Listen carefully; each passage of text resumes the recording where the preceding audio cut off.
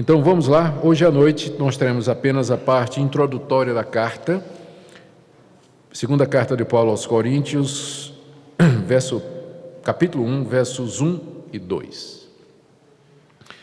Paulo, apóstolo de Cristo Jesus, pela vontade de Deus, e o irmão Timóteo, à igreja de Deus que está em Corinto, e a todos os santos em toda a Acaia. Graça a vós outros e paz da parte de Deus nosso Pai e do Senhor Jesus Cristo.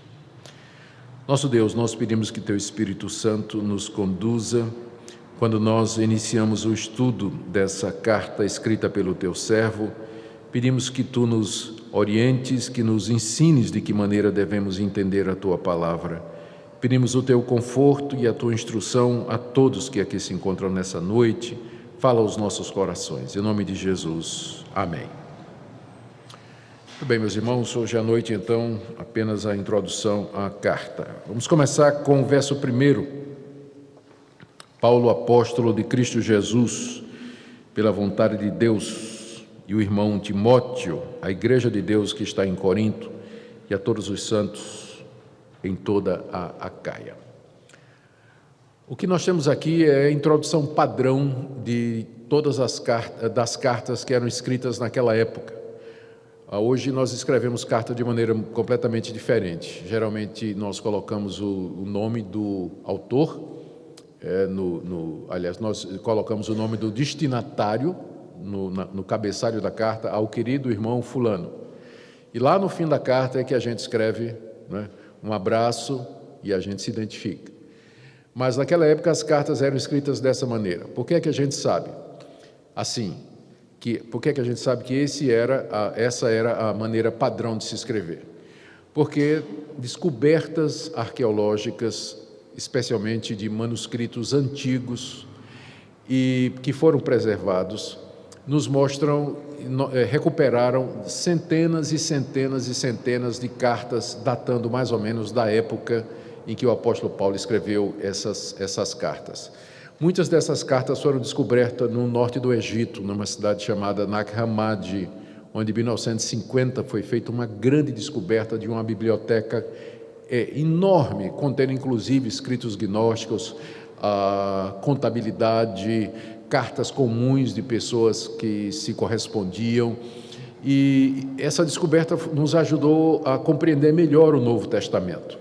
Vocês sabiam que até 1950 o pessoal pensava, até um pouquinho antes disso, o pessoal pensava que o grego do Novo Testamento era uma espécie de grego santo, já que não tinha muita coisa parecida com esse grego aqui. O grego que a gente conhecia era o grego da Septuaginta, que era a tradução que foi feita cerca de 125 anos antes de Cristo, das escrituras hebraicas para o grego, foi feita em Alexandria, e o Novo Testamento. Fora isso, nós não tínhamos muito material para comparar e tentar entender a gramática da língua grega. Depois dessa descoberta, se verificou que o grego do Novo Testamento era o que a gente chama hoje de grego koiné, ou seja, comum. Era o grego que era usado no mundo da época do apóstolo Paulo, no século I, ou seja, Paulo não escreveu numa espécie de grego celestial, como algumas pessoas pensavam, mas era o grego da época, era a língua comum da época. A prova disso são as centenas e centenas de cartas, manuscritos e documentos que foram descobertos no século passado e que nos dão prova evidente disso. O que mostra que, na feitura da Bíblia, Deus se utilizou de instrumentos e mecanismos disponíveis, que eram acessíveis à humanidade. Nós não devemos subestimar a divindade da Bíblia, mas também não devemos fazer dela o que ela não é. É um livro que foi escrito por pessoas comuns que viveram numa determinada época e falavam a língua que era falada naquela época, que era o grego koiné. E Deus usou essas pessoas e preservou essas pessoas para que, na hora de escreverem, elas escrevessem a verdade que Deus queria. Por isso, o resultado final é a Bíblia que nós temos, que é a palavra de Deus. Só que ela foi escrita em linguagem humana, na língua comum, por pessoas comuns, apenas inspiradas por Deus com esse propósito. Bom, E, como eu disse, nessa descoberta havia correspondências, muitas correspondências entre as pessoas da época. E essas correspondências nos mostram que as cartas escritas pelos apóstolos eram exatamente iguais àquelas correspondências encontradas na época.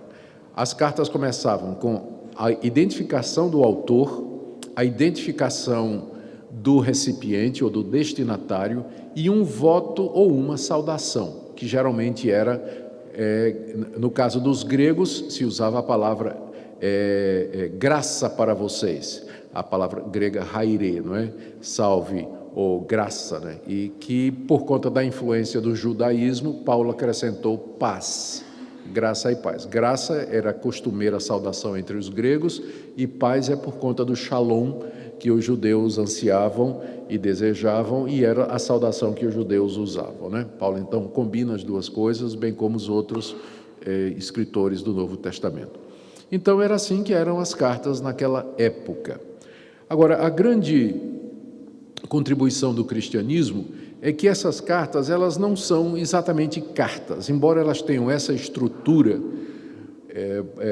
que é semelhante às cartas da época, elas têm uma coisa a mais, porque no final isso aqui não é somente uma correspondência, é quase como se fosse uma pregação, é uma exposição teológica que tinha como objetivo ser lida diante de toda a igreja. Então, esse tipo de literatura não havia. Ou seja, aqui o que você tem nas cartas de Paulo e nas demais cartas do Novo Testamento é uma combinação de uma correspondência comum com um sermão escrito.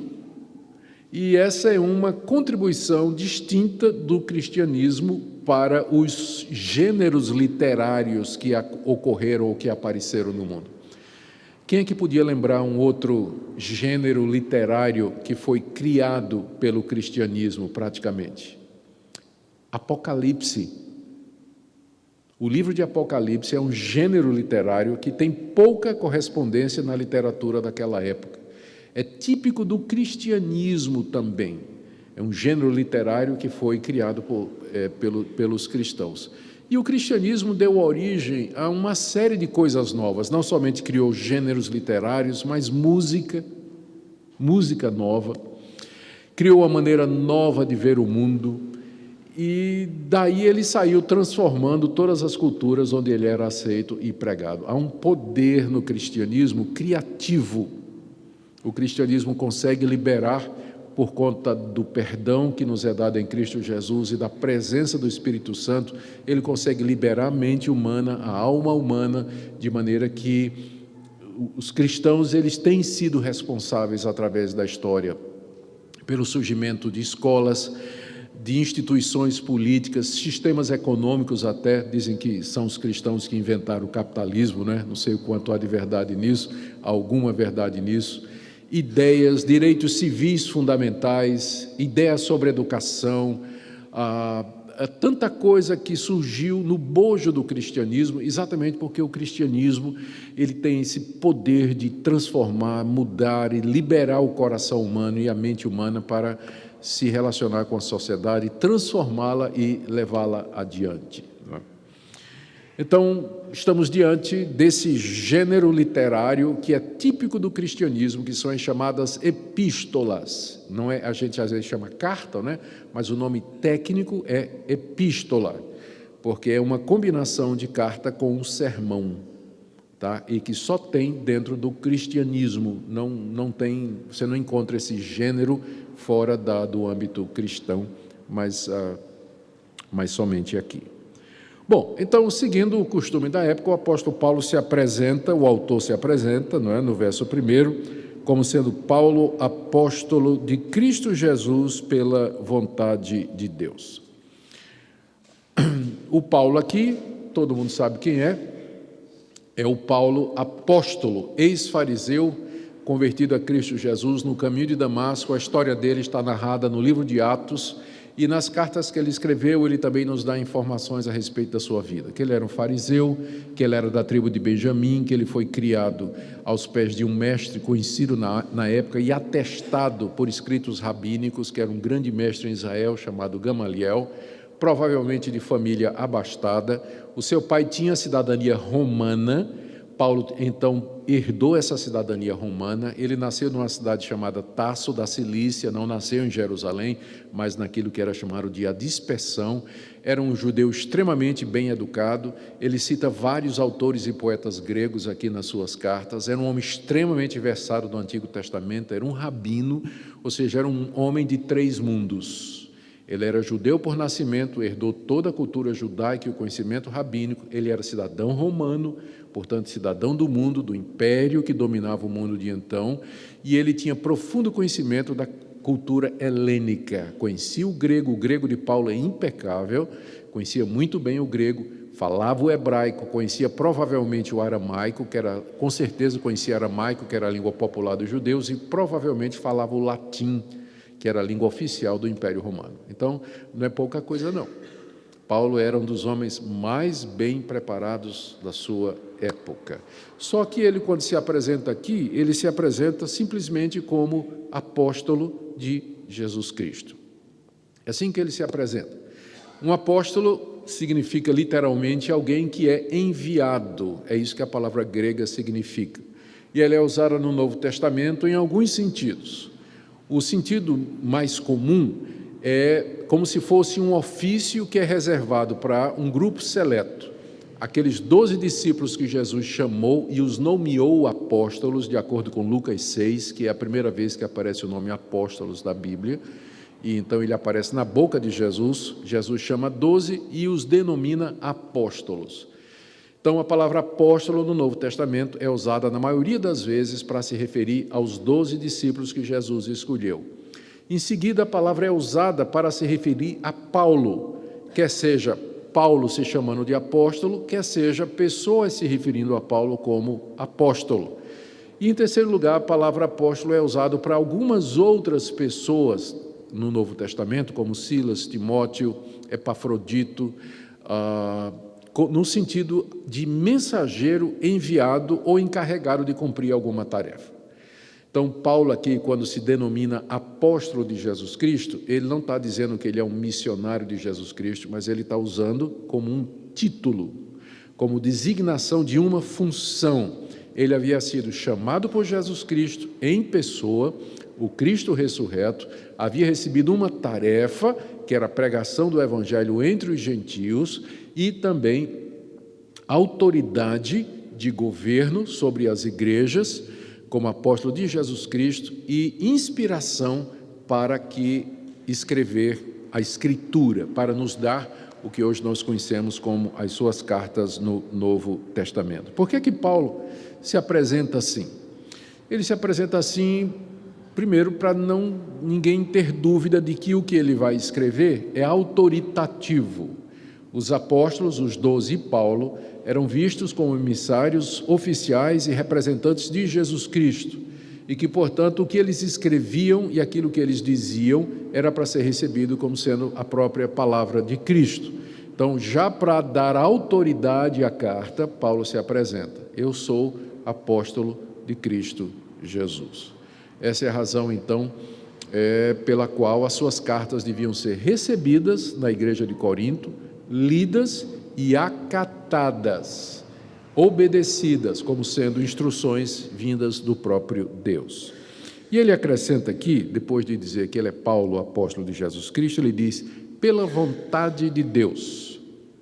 Com isso ele está dizendo que não foi ele que se constituiu apóstolo, não foi ele que procurou essa posição, não foi ele que quis esse título, mas que foi Deus quem o chamou e o estabeleceu como apóstolo, e que, portanto, o seu apostolado não tinha origem humana, mas tem origem na vontade e no querer de Deus. Por que é importante para o apóstolo Paulo dizer isso logo no início da carta?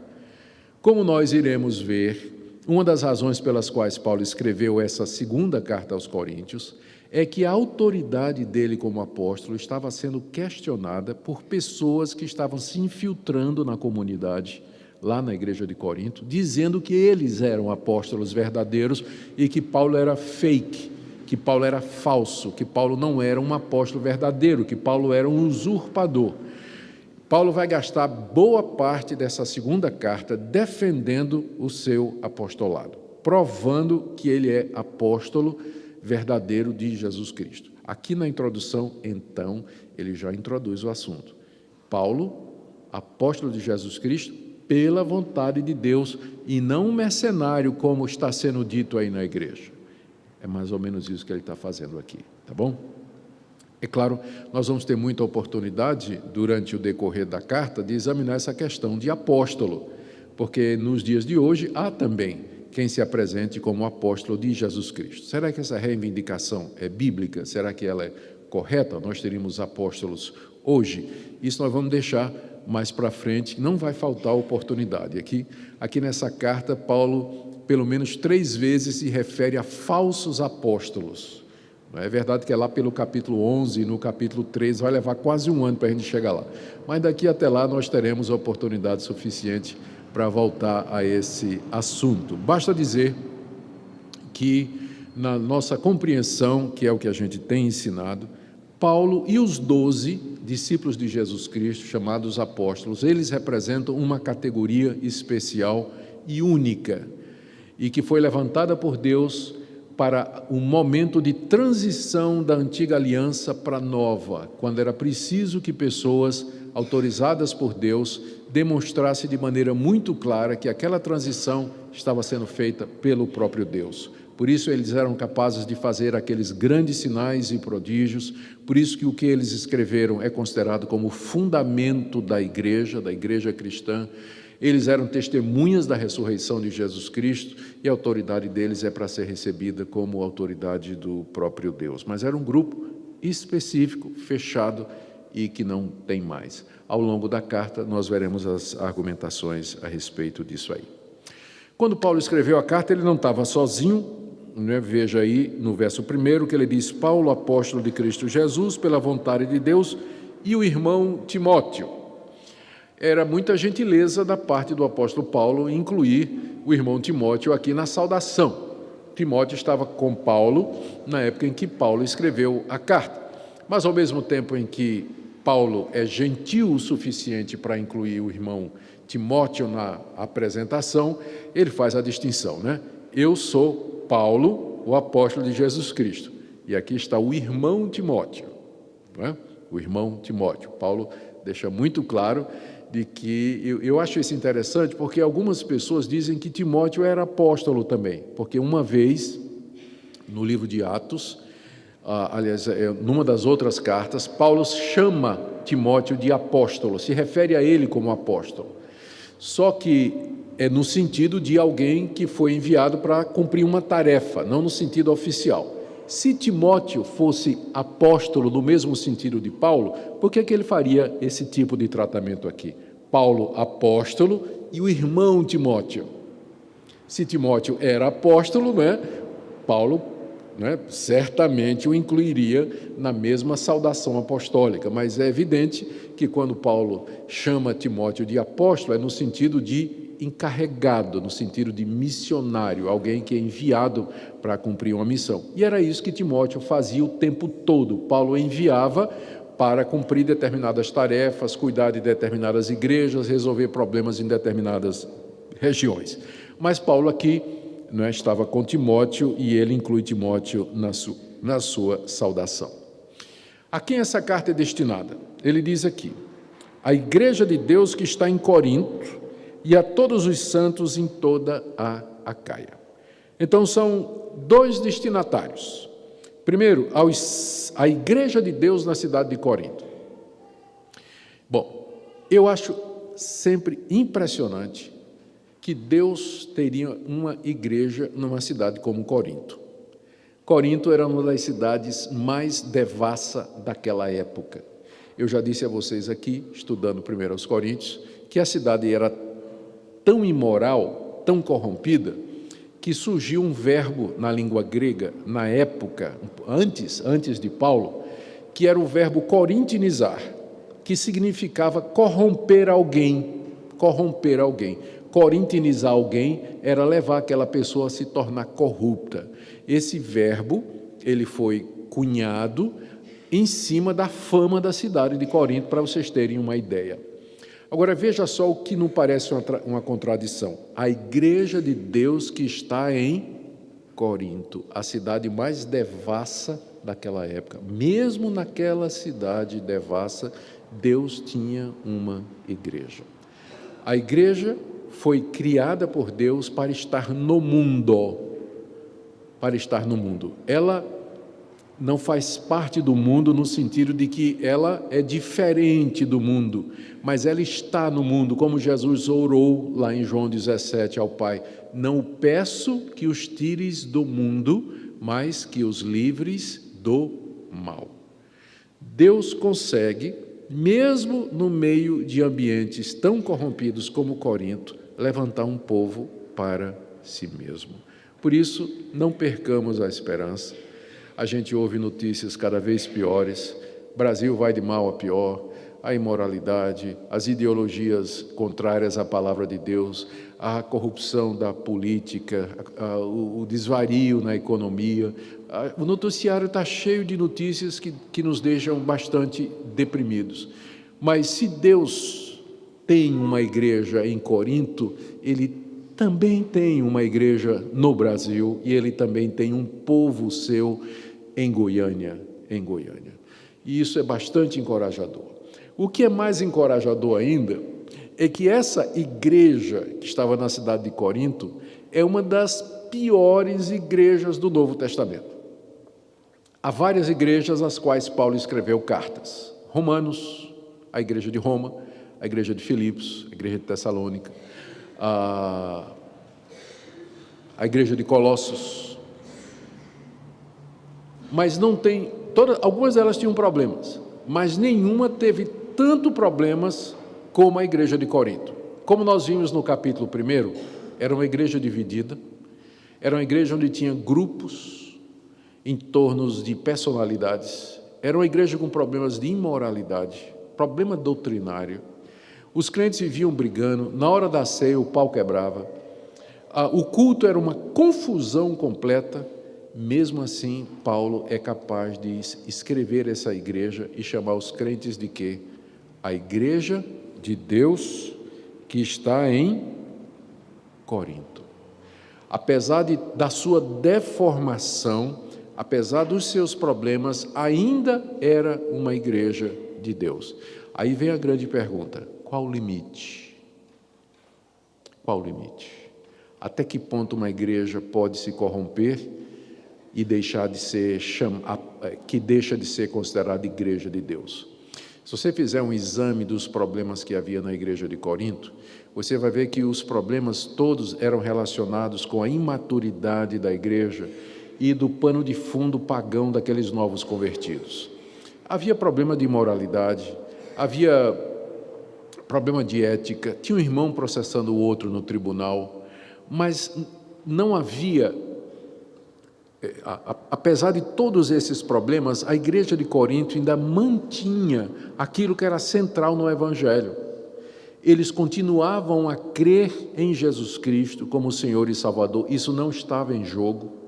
Eles criam em Jesus como Filho de Deus, como tendo morrido na cruz pelos nossos pecados, que Ele tinha ressuscitado ao terceiro dia. Tinha um grupo dentro da igreja de Corinto que não cria na ressurreição dos mortos, mas esse grupo não era a igreja toda, era um grupo. A igreja, no geral, mantinha a verdade apostólica. O problema da igreja era problema prático, problema de imoralidade, como é que faz comida sacrificada ao ídolo, sim ou não, é melhor casar ou ficar solteiro.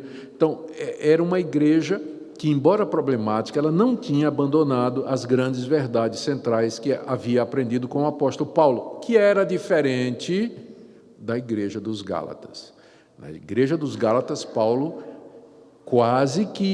não trata a igreja dos Gálatas com a mesma misericórdia com que ele trata a igreja de Corinto.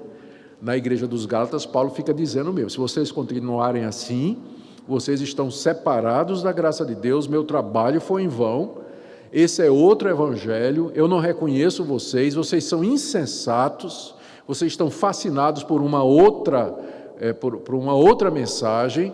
E Paulo quase que excomunga a igreja as igrejas da Galácia, não é? Mas a igreja de Corinto é chamada de a igreja de Deus que está em Corinto. Então, antes de você chutar o pau da barraca e dizer assim, a minha igreja não presta, lê as 2 cartas de Paulo aos Coríntios. Você vai ver a misericórdia, a compaixão que ele tem para com aquela igreja, que ainda mantinha o verdadeiro evangelho, embora tivesse alguns desvios na área moral e na área prática, que Paulo tenta corrigir aqui. Paulo ainda acreditava que aquela igreja era a igreja de Deus. Bom, mas ele também diz que a carta é, final do verso 1, a todos os santos em toda a Acaia. Acaia era a região, era a província da qual Corinto era a capital. Era uma das grandes províncias do Império Romano.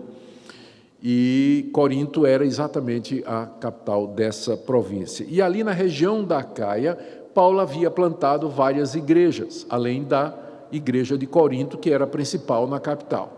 Então, quando Paulo saúda a igreja de Deus que está em Corinto e a todos os santos em toda a Acaia, é porque, com certeza, ele esperava que essa carta fosse lida na igreja de Corinto e que depois ela fosse lida nas demais igrejas ali da região onde Paulo também havia trabalhado e labutado. O que nos mostra que essas cartas, elas foram escritas mais como cartas circulares, embora é escrita diretamente para a igreja de Corinto, mas a expectativa de Paulo é que depois de ser lida na cidade de Corinto, lá pelos crentes de Corinto, aquela carta fosse copiada e lida pelas igrejas ali da região. Por isso que ele faz essa saudação, não é?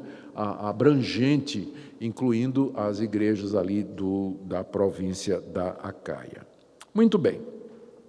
E aí, no verso 2, você tem a saudação, que fazia parte daquela abertura padrão, né, da correspondência. Ele os saúda com graça e paz, e diz que essa graça e essa paz, elas eram da parte de Deus, nosso Pai, e do Senhor Jesus Cristo. A primeira pergunta que vem à cabeça aqui é: onde está o Espírito Santo, né? Onde está o Espírito Santo? Ele sempre fala, por que aqui então só menciona o Pai e o Filho, Jesus Cristo? A resposta é que isso é bastante costumeiro nas cartas do apóstolo Paulo. Ele parece que pressupõe a ação do Espírito Santo silenciosa, invisível, embora extremamente eficaz. Durante a carta, nós vamos ver, ele menciona o Espírito Santo em vários contextos em que é evidente que ele considera que o Espírito Santo é Deus, é a terceira pessoa da Trindade. Mas, como sendo aquela pessoa da Trindade, cuja tarefa é aplicar a obra de Jesus Cristo e glorificar o Pai e o Filho, o Espírito Santo aparece menos do que o Pai e o Filho nas cartas do apóstolo Paulo. Não é que ele tem qualquer desprezo, ou menosprezo, ou diminuição pela terceira pessoa da Trindade, mas é que a tarefa do Espírito Santo é glorificar Jesus Cristo, como ele mesmo disse, né? Quando o Espírito Santo vier, ele não vai falar de si mesmo, mas ele vai me exaltar e vai ensinar as coisas a meu respeito e vos fará lembrar de tudo o que eu vos tenho dito. Então, a terceira pessoa da Trindade age nos bastidores, mais silenciosamente, mais ocultamente, mas nem por isso menos eficazmente. Por isso que essas saudações, elas geralmente têm o Pai e o Filho somente. Muito bem, essa é a saudação. Agora, deixa eu gastar um tempinho perguntando por que Paulo escreveu essa segunda carta. E eu já vou começar dizendo para vocês que essa não é a segunda carta. Essa é a quarta carta que o apóstolo Paulo escreveu à igreja de Corinto. Só que das 4, nós só temos 2. Por isso, 1 e 2 Coríntios. Na verdade, é a segunda e a quarta. Porque a primeira e a terceira nós perdemos. O que ficou foram essas 2 que entraram na Bíblia com o nome de 1ª e 2ª. Deixa eu escrever para vocês a situação e dar as provas do que eu estou dizendo. Bom, a pergunta é por que Paulo escreveu essa carta, não é? Então vamos lá. Primeiro, vamos começar com o livro de Atos, capítulo 18, de 1 a 18, não precisa abrir. Ali você tem um relato da chegada de Paulo na cidade de Corinto, de como ele começa a pregar o evangelho primeiro na sinagoga e depois numa casa, depois que ele foi expulso da sinagoga. É ali que Paulo funda a igreja de Corinto, Atos 18, de 1 a 18. É ali que ele começa a igreja. E lá ele passou algum tempo preparando a igreja, preparando a liderança, e depois, como era o costume dele, uma vez que ele entendeu que a igreja estava forte o suficiente, ele sai para plantar outra igreja num outro local estrategicamente escolhido. Depois que ele deixou a cidade, algum tempo depois, ele deve ter tido notícias de que os coríntios dos problemas morais que estavam acontecendo dentro da igreja. Então, Paulo escreve a primeira carta aos coríntios. Ela é mencionada por Paulo no que a gente conhece como 1 aos Coríntios. Abra aí agora, por favor. 1 aos Coríntios, capítulo 5.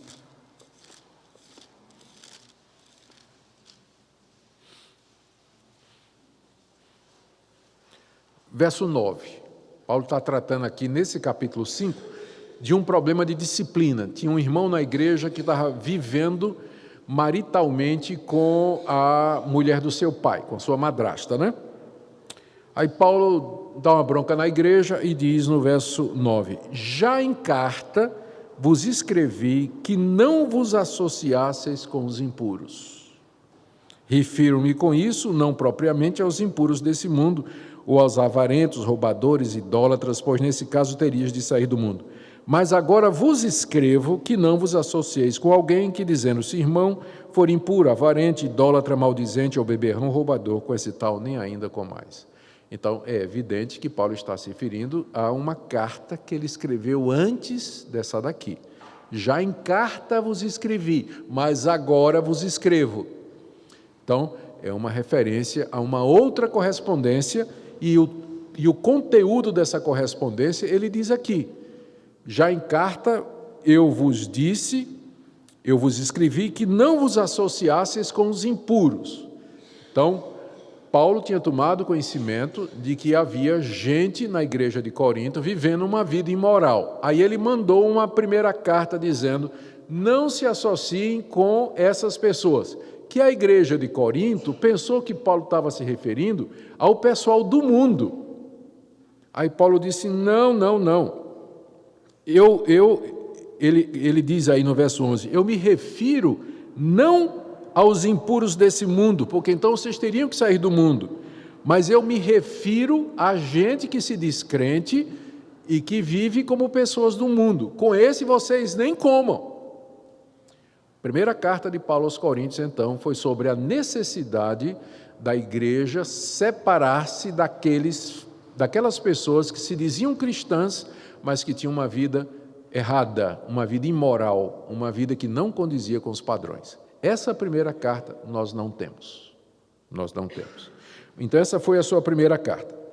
Algum tempo depois, ele recebeu informações de que essa carta tinha sido mal compreendida e que não tinha dado muito certo, porque os problemas continuavam. Além disso, ele teve informações de outros problemas acontecendo na igreja. Então, ele escreve uma segunda carta, que é 1 aos Coríntios. Então, essa carta aqui, 1 aos Coríntios, na verdade, ela é a segunda carta na correspondência do apóstolo Paulo com aquela igreja. E nessa carta, conforme nós vimos, Paulo tenta resolver aqueles problemas que agravavam a vida daquela igreja. Parece que 1 aos Coríntios não deu certo, que é a segunda, né? E Paulo, então, num esforço pessoal para resolver o problema, ele faz uma visita à igreja, que seria a sua segunda visita a Corinto. A primeira, ele fundou a igreja. A segunda é depois da segunda carta. E ele se refere a essa visita como sendo uma visita triste. Nós vamos ver isso. 2 aos Coríntios 2, de 1 a 3, 2 aos Coríntios 12, 14 e 2 aos Coríntios 13, de 1 a 2. Ele diz: já é a segunda vez que eu vou falar, eu já tive com vocês uma segunda vez. Quando eu estive aí, a situação não foi muito boa. Então, o que é que aconteceu? Paulo resolveu fazer uma visita à igreja para resolver os problemas, e lá a coisa não foi boa. Paulo não foi muito bem recebido pela igreja, ele meio que saiu da igreja meio que enxotado de lá. Não, a recepção da igreja não foi boa com o apóstolo Paulo. Após, então, essa visita fracassada, que Paulo chama de uma visita triste, Paulo escreve uma terceira carta, chamada de a Carta Severa, que Paulo menciona 2 Coríntios 2, versos 4 e 9, e 2 Coríntios 7, de 8 a 12. Nessa carta que se perdeu, que é a terceira, é a chamada Carta Severa, Paulo bate firme na igreja, né? Bate firme na igreja por todos os seus problemas. E não é que a carta produziu efeito. Paulo recebe notícias de Timóteo, que foi quem levou a carta difícil, e Timóteo volta com boas informações a respeito da igreja. Eu tenho para mim, não é Timóteo não, é Tito. Tito traz boas recomendações da igreja, que a carta produziu efeito, que os coríntios se arrependeram, que os coríntios disciplinaram o chefe da rebelião contra Paulo e que eles estavam humilhados diante de Deus. Paulo fica feliz da vida e ele escreve a quarta carta, que é agora a carta que nós temos diante de nós, segundo aos Coríntios, tá certo? Nessa carta, o que é que o apóstolo Paulo faz?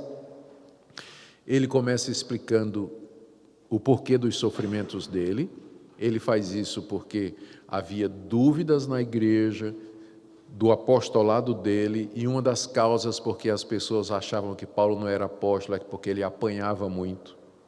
Onde ele passava, ele era apedrejado, perseguido, expulso da cidade, não é? Paulo explica por que é que ele passa pelos sofrimentos, está aí no capítulo 1 até o capítulo 2, vai ser a primeira parte que nós vamos ver a partir da próxima semana. Depois ele defende o seu ministério dos falsos apóstolos, né? Ele também manifesta a alegria dele, aqui nos capítulos de 1 a 2, ele fala da alegria que ele tem, que a igreja aceitou a carta dele e a repreensão, mas ainda tinha focos de resistência a Paulo. Por isso, do capítulo 3 ao capítulo 4, na verdade até o capítulo 7, ele defende o seu ministério. Ele fala da vitória constante que Deus dá para ele no ministério, capítulo 2, de 14 a 17, da autoridade inegável daquilo que ele prega, capítulo 3, de 1 a 3, da confiança inabalável que ele tem em Jesus Cristo, capítulo 3, de 4 a 6, da glória crescente do seu ministério, capítulo 3, de 6 a 18, da integridade visível da sua pregação, 4, de 1 a 6, do alento indestrutível da sua vida, nada para o apóstolo Paulo, capítulo 4, de 7 a 15, ele fala da habitação celestial que o aguarde, o tribunal de Cristo, quando todos serão julgados, 5 a 10, fala da nova criação em Cristo, do ministério da reconciliação, dá uma lista dos sofrimentos dele por conta do Evangelho, diz aquela famosa passagem, não vos ponhais em julgo desigual com os incrédulos, que o pessoal pensa que Paulo está falando de casamento, mas ele está se referindo aos falsos profetas. Não se põe em julgo desigual com esses falsos profetas que estão aí ensinando, não é? Porque que comunhão tem vocês com esses ímpios e tal? Não se assuste não, eu sou contra casamento misto, só acho que aquela passagem não está falando disso, nós vamos chegar lá, tá bom? E ele depois fala do amor que ele tem pela igreja e também ele manifesta sua alegria com a chegada de Tito, trazendo notícias, capítulo 7, de 12 a 16. Tudo isso nós vamos ver. Depois ele gasta 2 capítulos explicando como a igreja deveria levantar uma oferta para os crentes pobres da cidade de Jerusalém. E ele termina do capítulo 10, verso 13, mudando de tom. E esse é um quebra-cabeça nessa segunda carta. O que é que acontece? Só para a gente fechar aqui e a gente... Isso aqui é uma aula de introdução a 2 Coríntios, né, se vocês não perceberam. Então, um dos problemas dos estudiosos de 2 aos Coríntios é que até o capítulo 9, o tom do apóstolo Paulo é de tranquilidade, é de alegria. Ele está defendendo o seu ministério, mas ele está de boa. Ele está feliz com a igreja, porque a igreja se arrependeu com a carta severa, que é a terceira carta. De repente, quando chega no capítulo 10, o tom de Paulo muda. O tom muda completamente. Ele começa agora a criticar a igreja, porque a igreja estava dando abrigo aos falsos apóstolos, já havia esquecido dele, como é que a igreja podia fazer isso. Ele, Paulo, é que tinha as verdadeiras credenciais do apostolado. Ele gasta capítulos 10, 11, 12, 13 fazendo isso. O tom muda tanto que os estudiosos ficam com algumas ideias. Quais são? Primeiro, que Paulo terminou a carta no capítulo 9, e que os capítulos 10, 11, 12 e 13 é aquela carta severa que se perdeu. É aquela terceira carta. Um copista, lá logo no início do começo do cristianismo, juntando a correspondência de Paulo, pegou um pedaço da terceira carta e emendou na quarta. Então, de 1 a 9 você tem a terceira carta, você tem a quarta carta, aliás, e de 10 a 13 você tem a terceira, que é a carta severa. Explica a mudança de tom? Explica. Mas qual é o problema com essa teoria? É que todos os manuscritos antigos que nós temos de 2 aos Coríntios, está exatamente como está aqui. Ou seja, se a gente tivesse pelo menos um manuscrito antigo da segunda carta aos Coríntios, que terminasse no capítulo 9, ou um manuscrito que fosse só do 10 até o 13, então nós poderíamos supor que 2 aos Coríntios é uma conflação de duas correspondências diferentes do apóstolo Paulo. Mas nós não temos nenhuma evidência física disso. Então permanece como uma hipótese, tá? Permanece como uma hipótese. Segunda possibilidade, que eu acho o mais provável, Paulo estava escrevendo, recebeu notícias de Tito, que tudo estava bem na igreja, e ele vai escrevendo. Quando ele está no capítulo 9, chega a notícia de que a situação em Corinto piorou, e que os falsos profetas estavam fazendo um avanço grande na igreja. Aí então Paulo muda o tom e de 10 a 13 reflete o que ele agora sabe que estava acontecendo na igreja. Eu acho que essa é a possibilidade mais plausível, menos complicada e que explica a mudança de tom perfeitamente e se encaixa no contexto. E nós vamos usar essa é a hipótese com a qual nós vamos trabalhar aqui, tá bom? O que é que a gente pode aprender com isso? Eu peço desculpas porque eu sei que foi um pouco técnico, não é? Mas eu acho que é bom a gente fazer uma introdução para a carta, para quando a gente chegar nos versículos, a gente entender porque é que Paulo está dizendo determinadas coisas. Esse trabalho de pesquisa e de estudo bíblico é muito útil, porque evita que a gente pegue versículos isolados e diga bobagem. Essa carta ela é campeã de versículos usados fora de contexto. Quer pelo menos 3? Primeiro, a letra mata e o espírito vivifica. Já ouviu esse versículo sendo usado? Mas você sabe em que contexto? Ele é citado aqui em 2 aos Coríntios. Mas vamos ver que não é bem isso. Do jeito que ele é usado hoje, está errada essa interpretação. Quer ver outra passagem? Onde há o Espírito do Senhor, aí há liberdade. Essa passagem é usada direto para justificar o pessoal plantar bananeira no culto, né? Mas será que quando Paulo disse essa passagem, qual era o contexto? Qual era o propósito? Outra, não vos ponheis em julgo desigual com os incrédulos, que geralmente o pessoal pensa que está falando de casamento. Será que está mesmo? Eu sou contra casamento misto, estou apenas dizendo que essa passagem ela não está falando de casamento, mas nós temos que estudar o contexto para a gente poder chegar lá.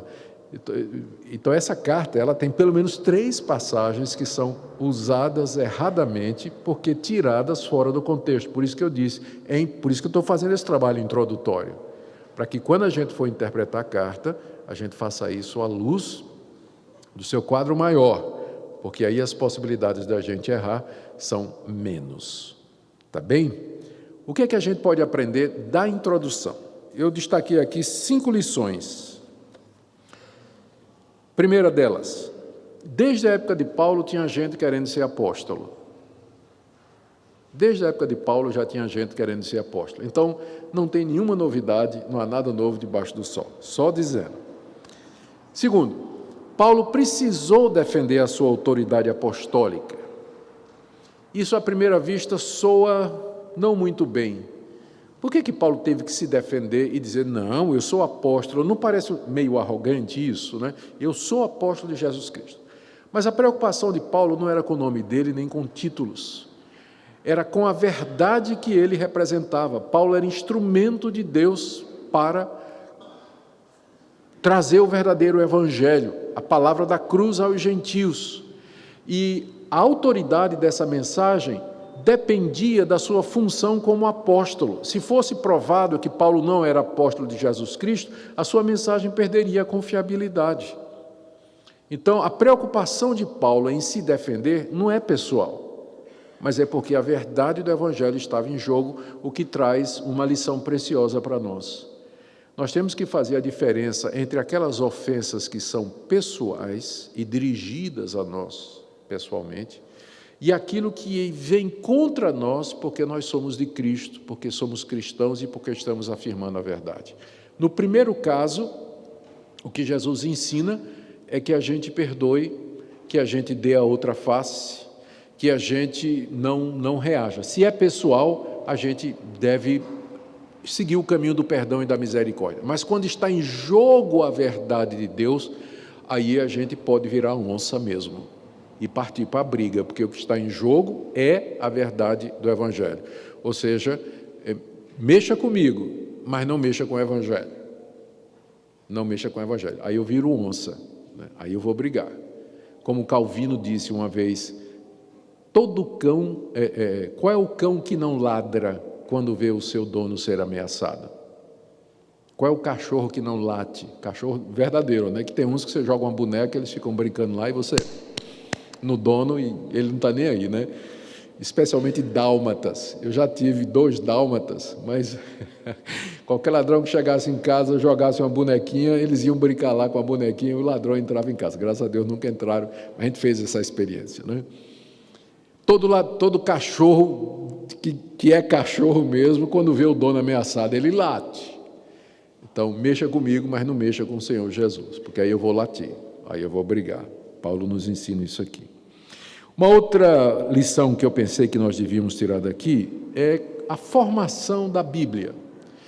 Paulo escreveu 4 cartas, mas somente 2 foram preservadas. Isso significa que Deus, quando orientou a formação da Bíblia, ele não somente inspirou os autores bíblicos, mas ele preservou aqueles escritos que ele queria que ficassem na Bíblia.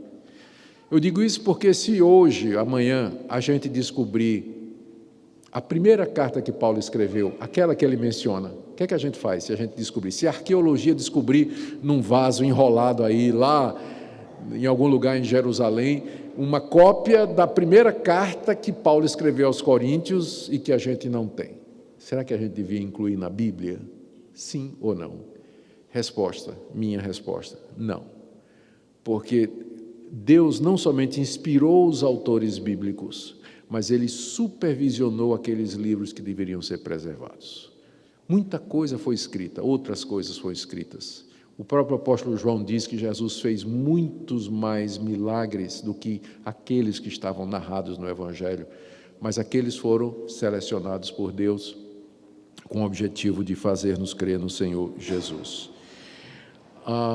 E por que eu estou dizendo isso? Para que você aprecie a sua Bíblia, para que você ame as Escrituras, para que você se dedique a elas, para que você as leia. Elas são resultado de um trabalho cuidadoso de Deus através dos séculos, de inspiração, especificação, preservação e seleção, até que hoje você pudesse chegar na sua casa, abrir seu aplicativo e ter a palavra de Deus viva, infalível, autoritativa e eficaz diante de você. E última coisa, até mesmo os melhores pastores enfrentam igrejas problemáticas. Quem fundou a igreja de Corinto foi o apóstolo Paulo, o melhor missionário que o cristianismo já teve, o maior pastor que o cristianismo já teve. Ainda assim não demorou muito e ela virou uma das igrejas mais complicadas que a gente tem notícia.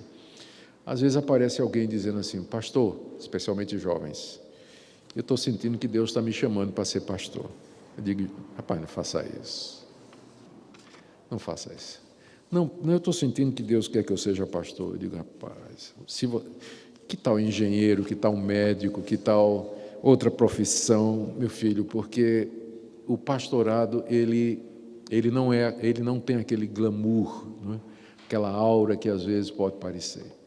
Porque lidar com pessoas, você mesmo sendo uma delas, pecadores tomando conta de outros pecadores, você vai ver, o apóstolo Paulo teve que fazer 2 visitas à igreja, escrever 4 cartas, e o sofrimento e a angústia que ele passou por amor àquele povo. Então, ao contrário de outros pastores que querem encorajar muito, né, os jovens a serem pastores, eu primeiro faço tudo para desencorajar. E se depois de eu tomar todas as atitudes para desencorajar, a pessoa ainda persevera, aí eu vou considerar que é provável que ele tenha o chamado de Deus. Mas de cara, se você vier falar comigo, eu vou dizer não, né?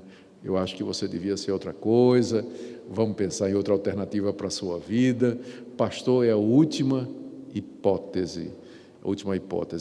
Martin Lloyd-Jones dizia: você só deve entrar num pastorado se não conseguir viver fora dele. Se você conseguir ser feliz, se realizar sendo qualquer outra profissão, vá em paz, Deus lhe abençoe e use. Mas o pastorado tem desse tipo de coisa que o apóstolo Paulo fala aqui. Vale a pena? Vale. Eu faria tudo de novo? Faria tudo de novo. Eu deixei engenharia elétrica, desenho industrial, um bom emprego público lá em Recife, por conta do chamado de Deus, e faria tudo outra vez com alegria. Dou graças a Deus por isso. Mas segura as pontas, tá bom?